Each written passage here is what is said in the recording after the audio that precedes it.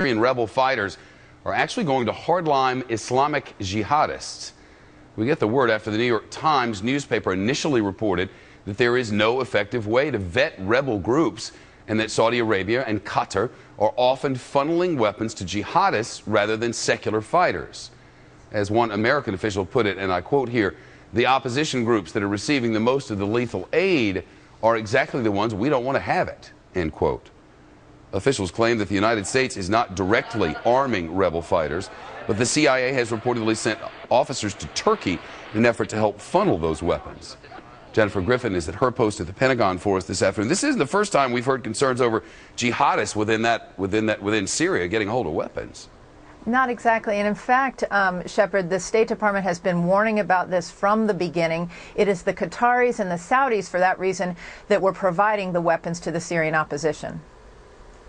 I'm just going to say that we have been tracking this all along. We have been discussing our concerns about extremists hijacking the aspirations of the Syrian people all the way through. We have urged careful vetting, all those kinds of things, and we will continue to do so. Another senior U.S. official told me, quote, "It's not exactly easy to determine whether all of this lethal material goes," which explains in part why the United States is treading carefully. Some lethal aid probably does fall into the wrong hands, and in Syria these days, the right hands one day can be the wrong hands the next. That's unfortunate, but it is the nature of this dynamic conflict. It's interesting to note that the Israelis have not requested that the U.S. be more involved in Syria, and certainly have not requested that the U.S. arm the opposition there, because they know how quickly those weapons could be turned on them, a neighbor of Syria. Shepard. And the president and his political opponent are on the record about this issue of sending weapons. That's right. The president has been opposed and has stopped short. He's taking criticism for stopping short of sending weapons or ordering the military to do anything in Syria to stop the Bashar Assad regime. Candidate Romney said this last week. In Syria, I'll work with our partners to identify and organize those members of the opposition who share our values, and then ensure that they obtain the arms they need to defeat Assad's tanks and helicopters and fighter jets.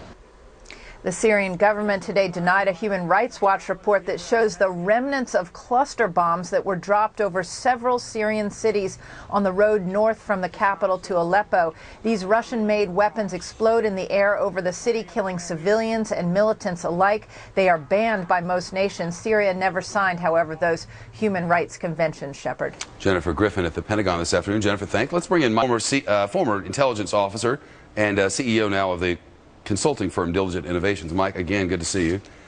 Afternoon, Shep. Candidate Romney points out, well, we want to work with our partners over there, our friendlies over there, figure out who's whom among these Syrian rebels. That's proving to be difficult, isn't it?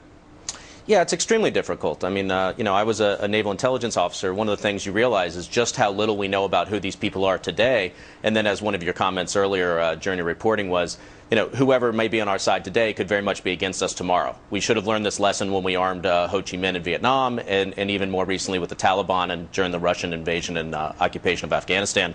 We have a terrible history at this. It's really hard. People who are militants who want power, when they get power, they're going to be much less beholden to us. And this notion that we're going to have a lot of power over them is frankly naive. You started speaking about this, from what I can find, about 8 months ago on this very program, saying if anybody starts arming these guys, it is inevitable that some good and some not so good, from our perspective, people are going to get a hold of them, and it's not going to work. And sure enough, well, here we are. Yeah, and I think if you look at just in recent history, I mean, look at Iraq, Afghanistan, Libya, Egypt, in those four countries, we have leadership now that's different than it was just a couple years ago, and we have things that are basically anti-U.S. interest. And we're seeing, Libya is basically a completely open arms bazaar. And now you're talking about putting in heavy weapons. That means rocket-propelled grenades. That means armor-piercing rounds. That means 50-caliber weapons. Those kinds of things are really, really dangerous for U.S. interest. You think about the attack recently on our embassy and consulate. You're talking about heavy weapons. That's the whole point. It's bad enough if these guys are shooting each other with, light armor and machine guns and pistols. But my God, when you start giving them 50-caliber weapons and even larger rocket-propelled grenades, that's really, really dangerous stuff. Some indications cluster bombs may be in the mix now. And for people who aren't familiar with cluster bombs, it is exactly what it sounds like.